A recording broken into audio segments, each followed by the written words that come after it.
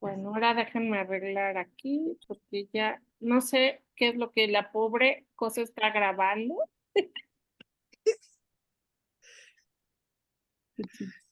Bueno, ya, empecemos.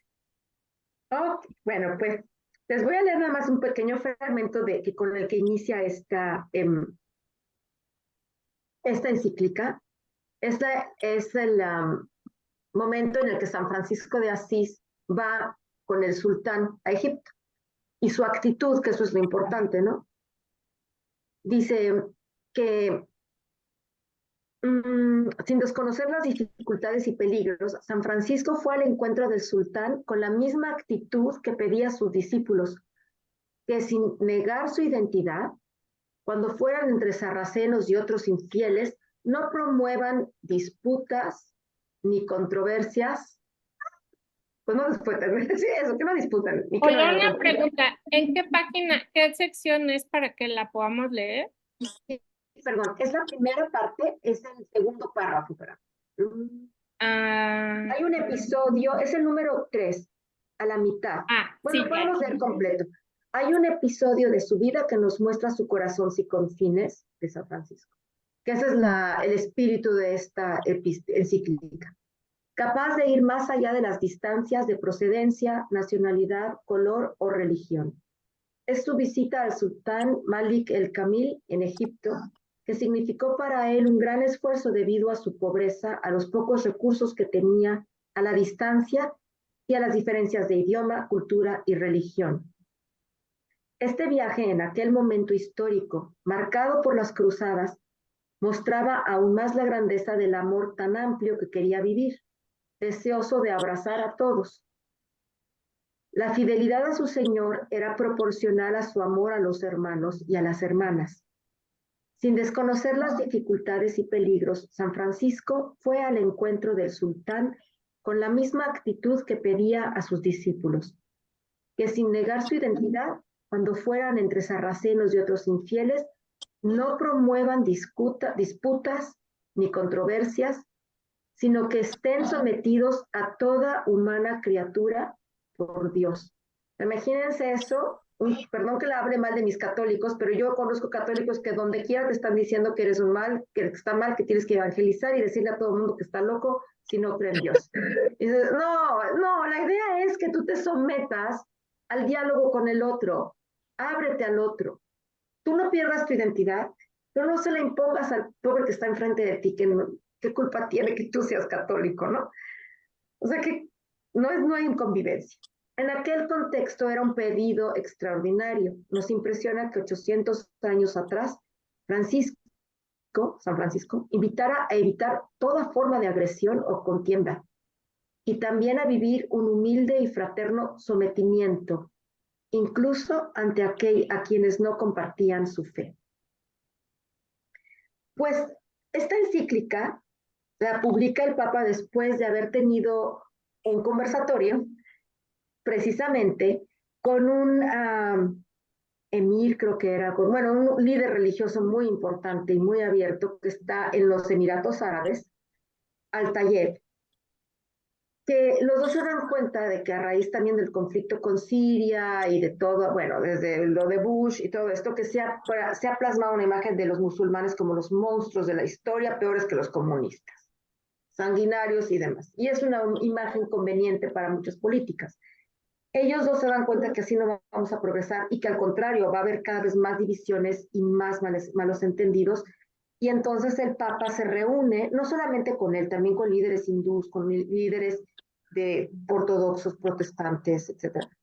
Pero sobre todo a él le interesa la convivencia con los musulmanes por el periodo histórico que estamos viviendo. Y entre ellos dos, este hombre de los Emiratos es un hombre muy respetado, firman un acuerdo que, bueno, fue un revuelo dentro del mundo musulmán, muy hermoso, entre algunos católicos también, algunos no católicos también, porque se vio como un verdadero progreso hacia la paz y la convivencia humana, más allá de las Naciones Unidas, ¿no? Una verdadera hermandad. Siempre oímos que el Papa se reunió con el ortodoxo, que con el Dalai Lama, que de por sí, ¿no? Supuestamente es muy pacífico, pero pues con un musulmán. nunca. Y con eso estaban siglos de contiendas y de falsedades acerca de los musulmanes. Y esto además en el año en 2019. Todo esto fue en 2019, en febrero. Y ya para el año, el 3 de octubre, el Papa procura sacar sus encíclicas alrededor de la fiesta de San Francisco de Asís.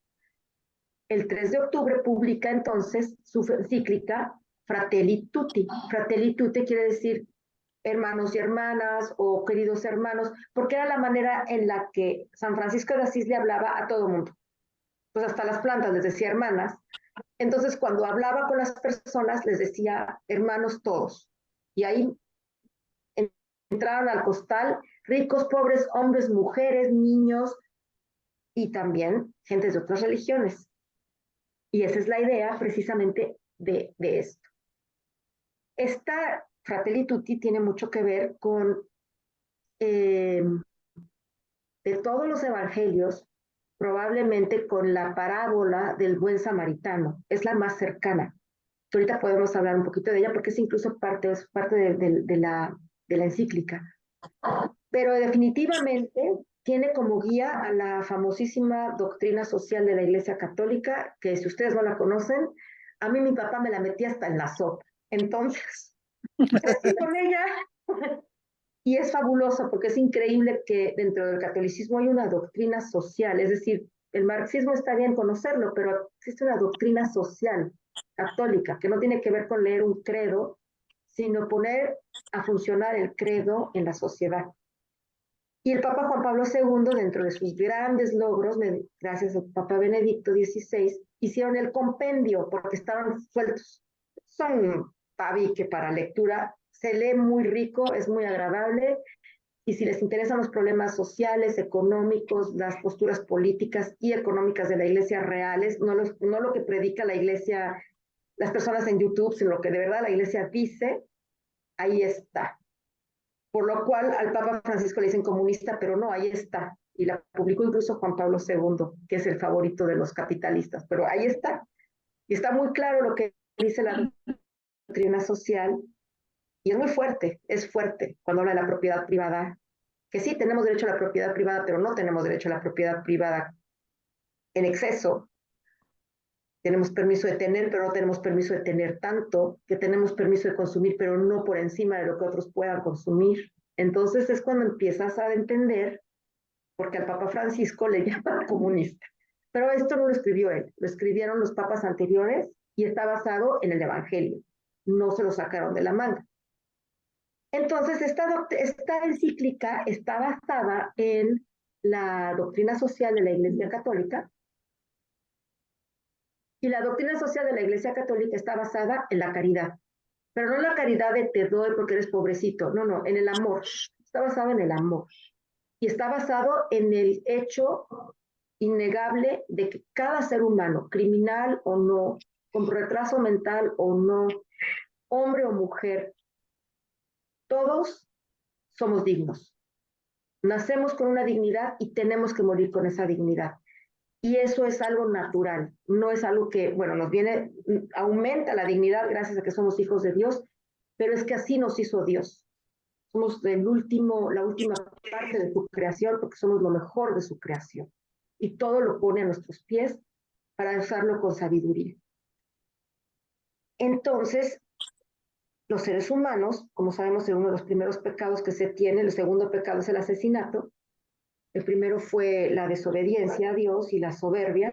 Entonces, el segundo gran pecado es el asesinato, es decir, el ser humano desde el principio, desde lo más profundo de su ser, vive en convivencia y todo, pero uno de ellos siempre la riega y se lleva mal con el otro, ¿no? O sea, siempre existe el conflicto con los otros. Pero la tendencia, lo bueno, lo que queremos es que haya una convivencia social que vaya más allá de yo te soporto y tú me toleras, que haya una unión, un crecimiento de mucho respeto, de respetando la dignidad del otro, de mucho diálogo, que no es lo mismo que tolerar, ni yo contarte mi monólogo, sino también de escuchar y ver que dentro de lo que tú me estás diciendo y tu perspectiva, a lo mejor hay algo de verdad, A lo mejor yo estoy montada en mi macho y tú en el tuyo y tenemos que irnos conociendo.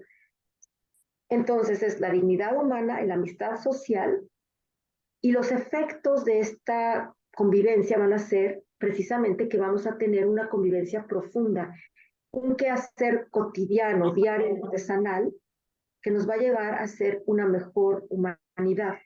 Y esto se tiene que dar a nivel nacional, pero también a nivel internacional. Es una encíclica que está pensada para las naciones, para las comunidades, para las familias. Pero así, empieza con los gobiernos. No vamos a empezar con que, como dice la gente, yo cambio y cambia el mundo. No. Aquí se trata también de hacer que socialmente en la nación se deje uno de estar insultando, que el diálogo sea diálogo y no yo aquí digo, ahorita con las elecciones, es que no, a mí me sorprende el lenguaje de México porque yo no conocía a mi México así de grosero, ¿no? La manera que quiere una gente de referirse, no vamos a decirse güey o lo que sea, ¿no? Pero decirle al otro, tú eres un tal y tú eres un tal, y catalogar así a la gente, pues se podría decir quizá en privado. A mí mi mamá me lavaba la boca con jabón, que yo, cada vez que yo decía la palabra naco, y me la lavaba, con Dial o Escur. No, o sea, no es posible tener este tipo de convivencia, eso no es convivencia. Tiene que haber un diálogo, tiene que haber una escucha, y tiene que haber además, la escucha tiene que estar basada en la verdad. Bueno, yo estoy adelantando un poquito, pero esa es la finalidad de esta encíclica, que todos seamos hermanos y que entendamos que vivimos de un mundo enfermo, que el mundo en la actualidad está muy enfermo y que tenemos que empezar a cambiarlo porque si no vamos a la destrucción total.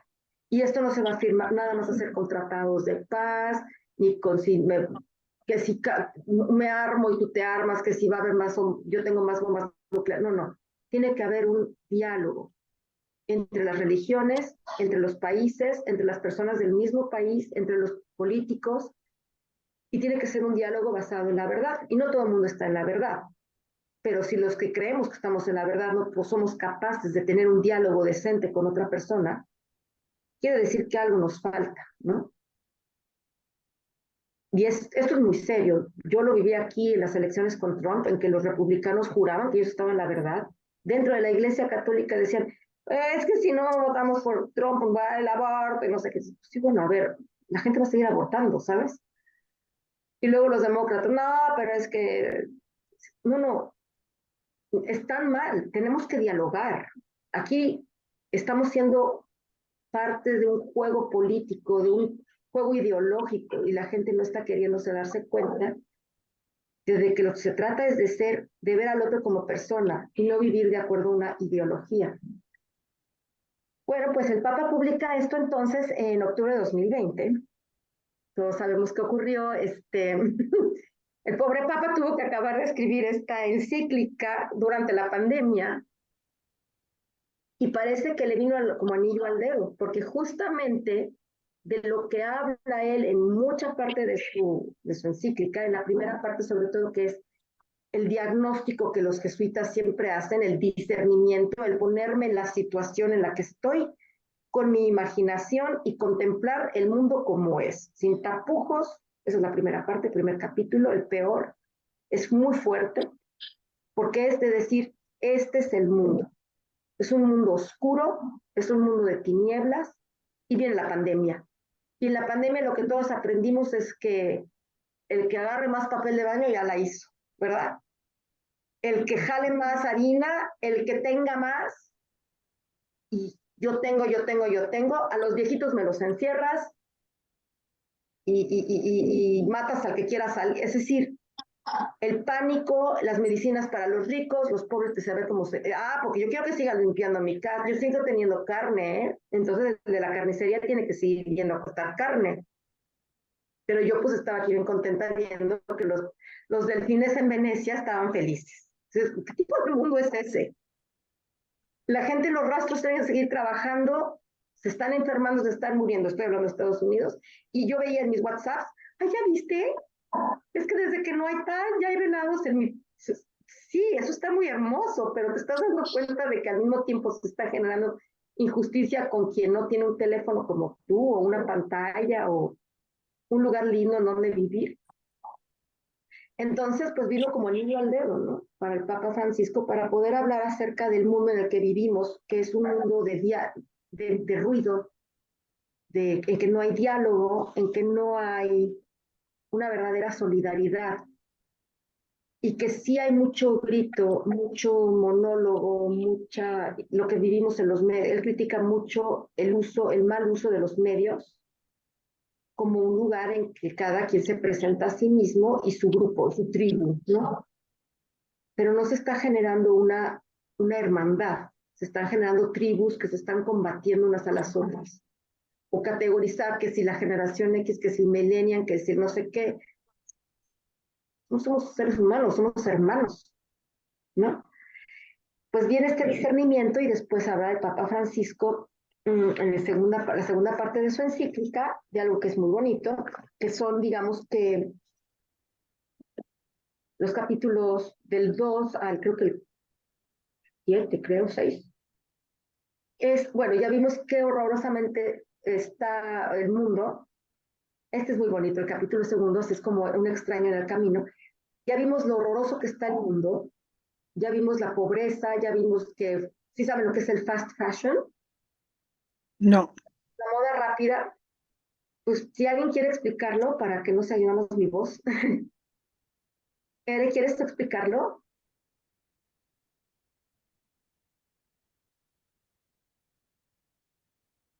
Ere.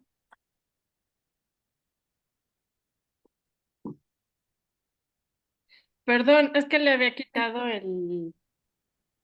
¿cómo se llama? ¿Al El sonido? micrófono, pero ya me oyen, ¿no? Sí. Sí.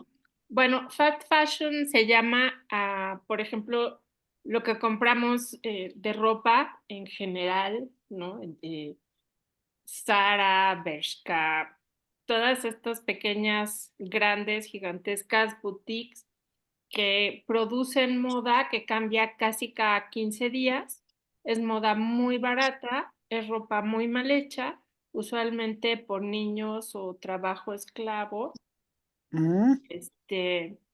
Y son telas sintéticas, solo hay poquitas tallas, o sea, no está hecho de acuerdo a los cuerpos de las personas o la calidad de la ropa para, qué sé yo, el clima o las necesidades de las personas. Como a diferencia de la slow fashion, por así decir, que era a lo que todo el mundo estaba acostumbrado antes. Tenías un solo abrigo que te duraba mucho tiempo, una blusa de seda o algo de algodón o cuero o lana, ¿no? Estas Ah. son modas que cambian cada rato y cada ratito tienes que, para estar a la moda, te cambian el color completamente o la forma, en fin. No sé si lo dije bien. Sí, sí. Y obviamente para que se pueda hacer esto y más gente pueda comprar, los precios a los que se venden son relativamente caros. O sea, no es una moda muy barata. Zara no es barato, H&M no es barato, pero el precio de la producción es baratísimo, porque se paga una miseria y las condiciones de trabajo no son condiciones, punto. O sea, simplemente la gente se muere intoxicada por los tintes que usan, se envenena la naturaleza en donde están, si hay accidentes no importa, los horarios de trabajo son fatales. Entonces es una moda que implica mucha sangre, implica mucho sufrimiento humano, ¿no? Mucha explotación. Y es muy poco cristiano, realmente es muy poco humano hacer esto. Y eh, bueno, el Papa Francisco habla de eso también en la otra encíclica Fratelli, en Laudato Si, por todo lo que esto implica. Pero bueno, el que uno tenga, que en esa época siguieran produciendo en la pandemia esto y se moría tanta gente, parecía no importarle a nadie, porque la gente lo que empezó a comprar por catálogo, ¿no? De Sara y todo esto. Entonces no hay una solidaridad, no, la gente sabe y no quiere saber, y la gente dice, sí, bueno, pero pues así es el mundo. Entonces, no, el Papa lo que quiere es que cambiemos nuestra visión del mundo y veamos al de al lado como nuestro hermano, como si fuera nosotros mismos, como si fuera mío. y yo voy a hacerme cargo de él. Y entonces lo que él hace, después de esta primera parte en que explica nuestra situación, empieza hablando del segundo del capítulo ya de la visión cristiana del mundo y del amor. ¿Qué es el amor?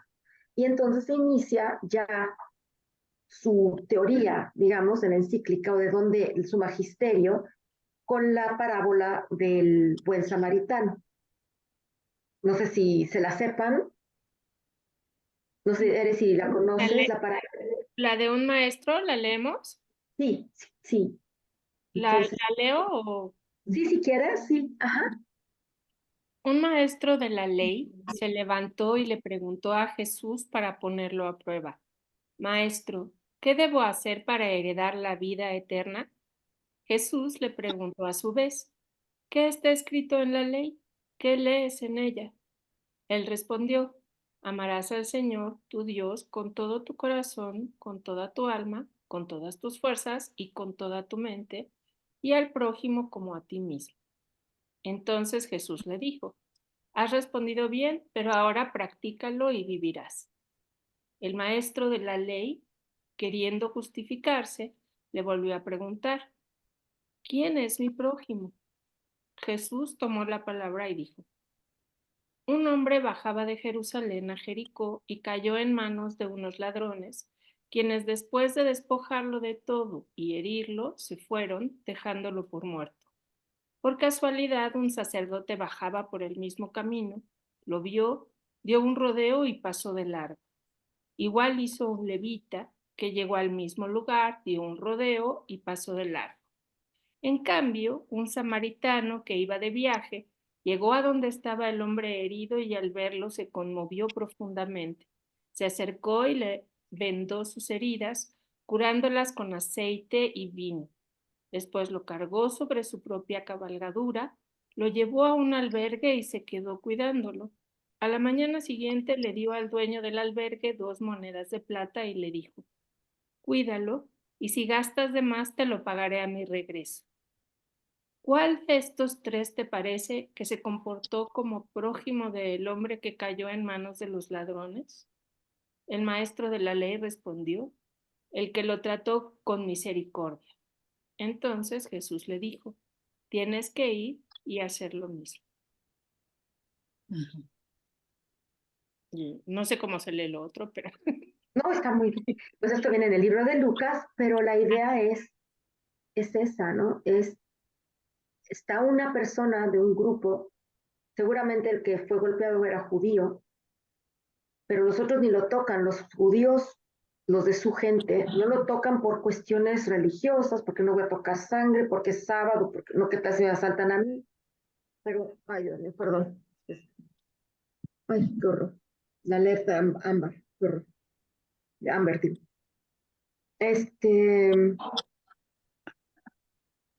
Y en cambio el hombre de Samaria, Ajá. que no hablaba con los judíos, no se hablaban, no le importa, lo ve. Podría haber sido su peor enemigo y sin embargo no le importa, pues es un ser humano, es él y da todo.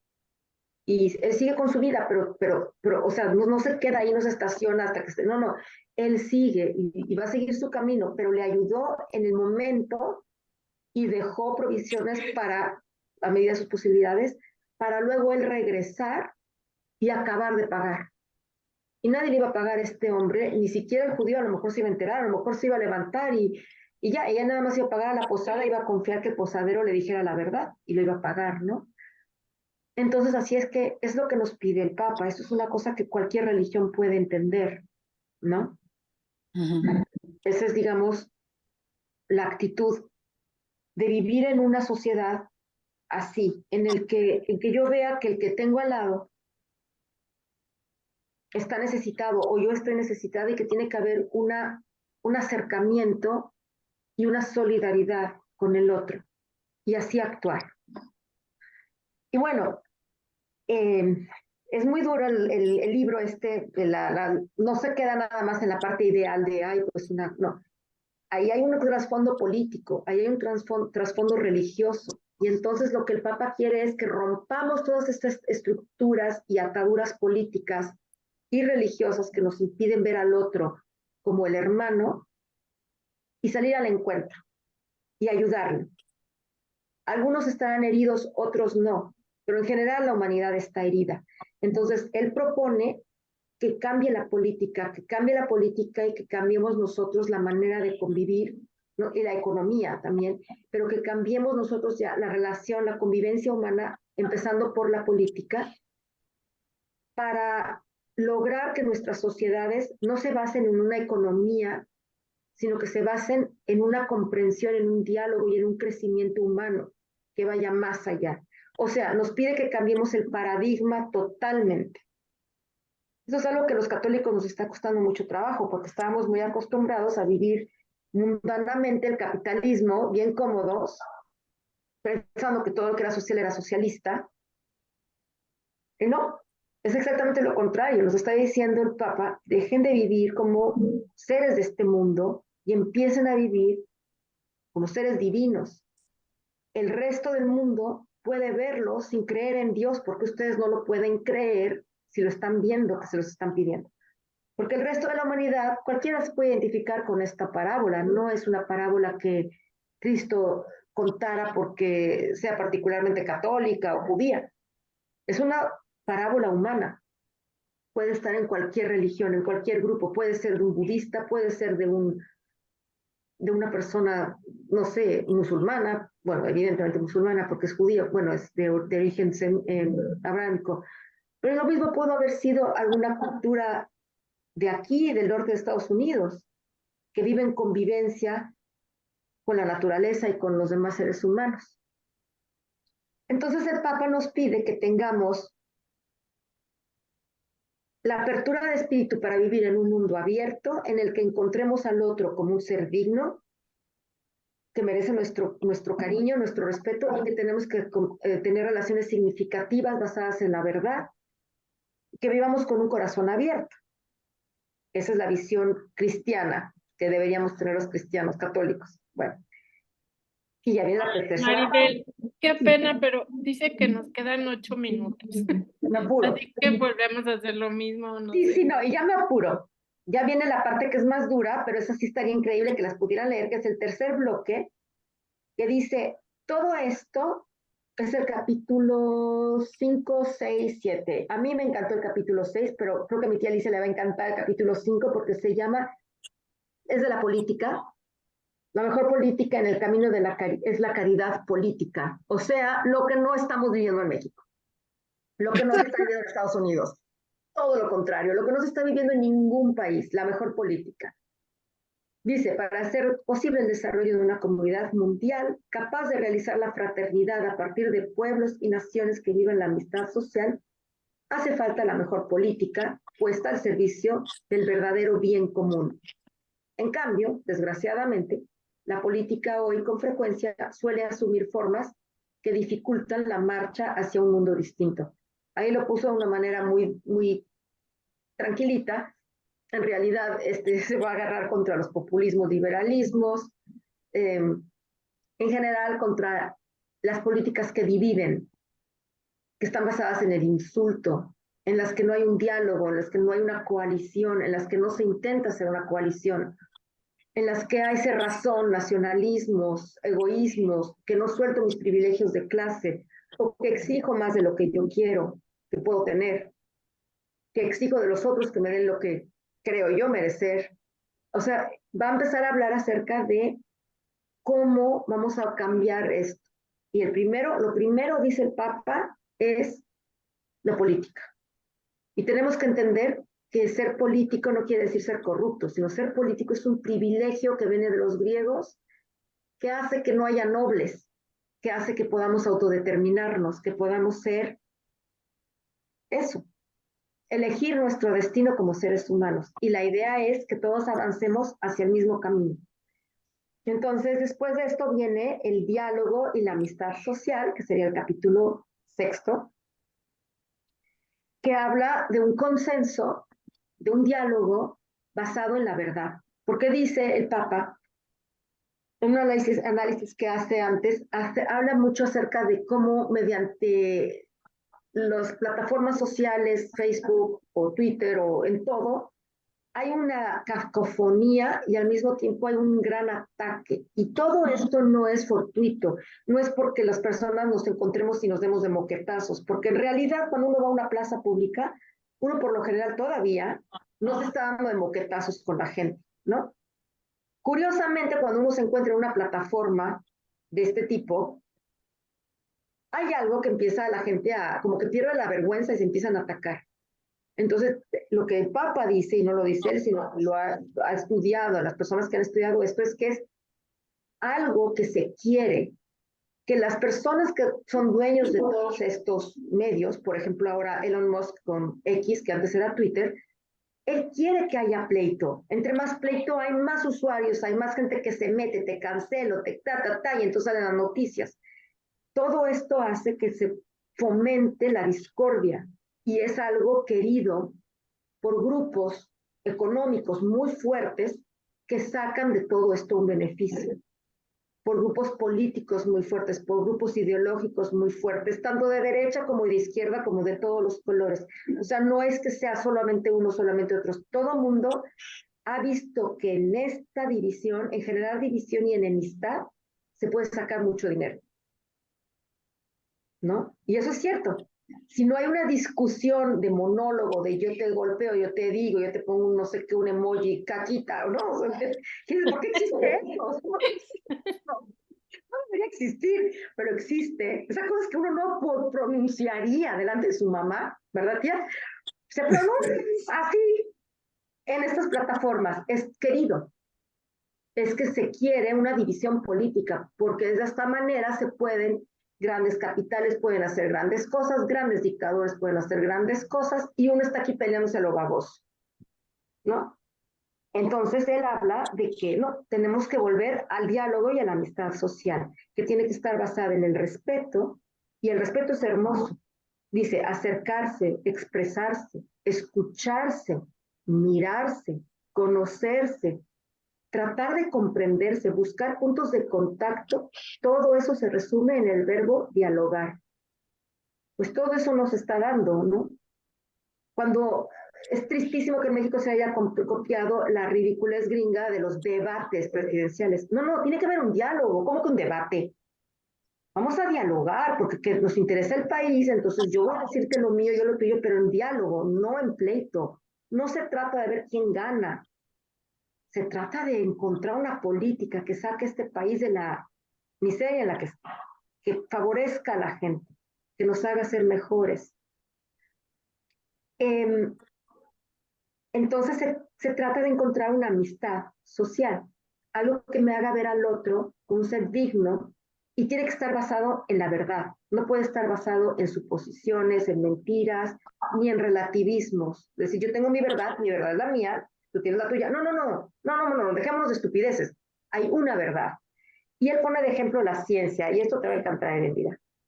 Las ciencias son hiper especializadas hoy en día. Ya no es como en la época de Aristóteles, ni en la época ni siquiera de Pasteur o esa gente.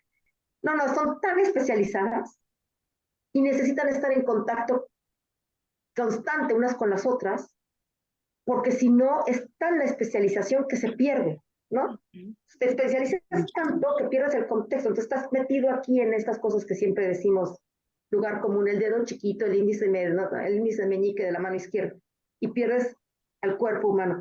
De la misma manera, hay un diálogo científico con mucho respeto y basado en la verdad. Uno acaba de descubrir aquí esta célula, y yo te sí, pero yo tengo esta información, las dos son verdaderas. Entonces la verdad es más grande que lo que tú y yo estamos diciendo, pero se expande la verdad, ¿no? Es verdad lo que estamos viendo. Quizá lo estamos percibiendo incompleto, pero por lo menos esto es lo que tenemos ahorita. De la misma manera, socialmente tenemos que convivir. Yo no puedo decir que la verdad de un pobre, de un narco, de un desposeído, no sea verdad, solamente porque no es lo que yo veo.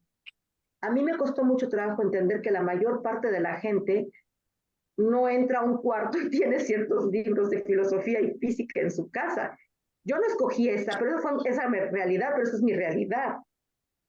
Y que en otras casas, como me pasó con una compañera, entrabas a sus recámaras, y esto es tristísimo, pero lo único que había era pósters pornográficos de los hermanos y del papá.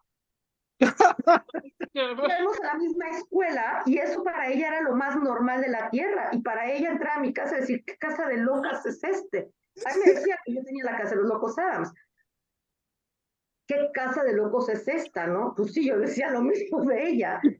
Tengo que entender que hay una gente así para poder convivir y ella tiene que entender que yo soy así, independientemente de que luego hablemos de si lo que ella tenía o no era bueno o malo, creo que era muy malo, pero